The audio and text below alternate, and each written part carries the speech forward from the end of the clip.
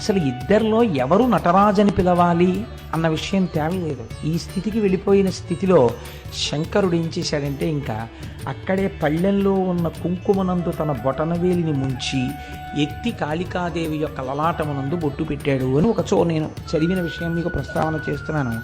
కానీ స్త్రీ పురుషుడి ముందు అంత పైకి కాలెత్తి లలాటమును తాకదు కనుక సిగ్గుపడి కాళికాదేవి నిలబడిపోయింది. ఇప్పుడు నటరాజమూర్తిగా శంకరుడికి అభిషేకం చేశారు. నటరాజమూర్తి అంటే దాని స్థితి వేరు. అసలు సృష్టి స్థితి ప్రళయకర్తగా శివుడు ఉంటే దాన్ని నటరాజస్వామి అంటారు. ప్రతి కదలిక ఆయనదై ఉంటుంది. అటువంటి నటరాజస్వామిగా కనక సభలో ఉంటాడు. అదే స్వామి ఆకాశలింగంగా అంతరాలయంలో ఉంటాడు. ఆకాశలింగం అంటే మీరు చిదంబరం పెడితే మీ దగ్గర మారేడు దళాలతో ఉన్నటువంటి మాలలు తీసుకుంటారు, తీసుకెళ్ళి ఓ గోడ మీద వేస్తారు. వేస్తే పాపం కొంచెం తెలియని వాళ్ళు ఏం చేస్తారంటే శివలింగం ఎక్కడండి అని ఇలా చూస్తూ ఉంటారు. చూస్తుంటే ఆఖరికి వాళ్ళు ఇంకా పదండి అయిపోయింది పూజ అంటారు. అయిపోయింది పూజ అంటే అసలు శివలింగమే కనపడలేదు. ఇంత దూరం వచ్చిన వాళ్ళు బెంగెట్టుకుని అసలు శివలింగం ఏదండి అంటారు. అంటే వాళ్ళు ఇదే శివలింగం గోడ చూపిస్తారు.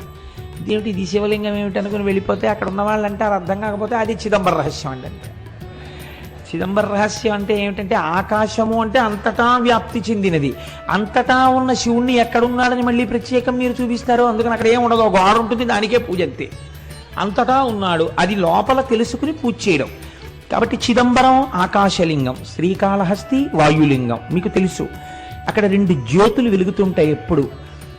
మనకి సైన్స్లో ఏమిటంటే ఆక్సిజన్ లేకపోతే దీపం నిధనం అయిపోతుంది అని. అందుకని విదేశీయులకి ఎంతసేపు కూడా మనకి ఉన్నటువంటి ఆరాధనా విధానాన్ని వాళ్ళు హేతువుని చూడడానికి ప్రయత్నించేవారు.